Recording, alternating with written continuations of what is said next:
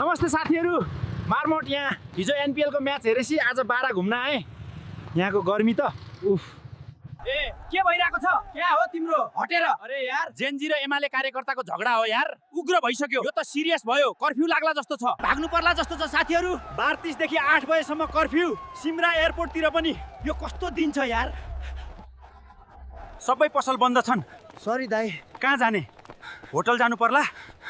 बाराको trip यस्तो हुन्छ भनेर सोचेकै थिएन। बाराको मान्छे धेरै राम्रो छन्, तर पोलिटिक्सले देश नै बिग्रिन्छ यस्तो कुराले। जेनजीले लखेट्न लागिसके, कार्यकर्तालाई झगडा हेर्न त मजा आइरहेछ, तर खतरा ढुङ्गा हानिरहेको। आधा घण्टा भयो, बाहिर अझै हलचल छ। यो मेरो सबैभन्दा एडभेन्चरस ब्लग होला। बारामा आएँ एडभेन्चरको लागि। एडभेन्चर त पाएँ, तर यस्तो एडभेन्चर चाहिँ फेरि नचाहिएन यार। हेर्नुस् त कस्तो कस्तो शान्त छ। कर्फ्यूको समयमा त यस्तो देखिन्छ। साथीहरू बारा एक्सप्लोर गर्न आएको एनपिएल म्याचको एक्साइटमेन्टमा, तर यस्तो पोलिटिकल झगडा देखे, ढुङ्गा हानियो, भागियो।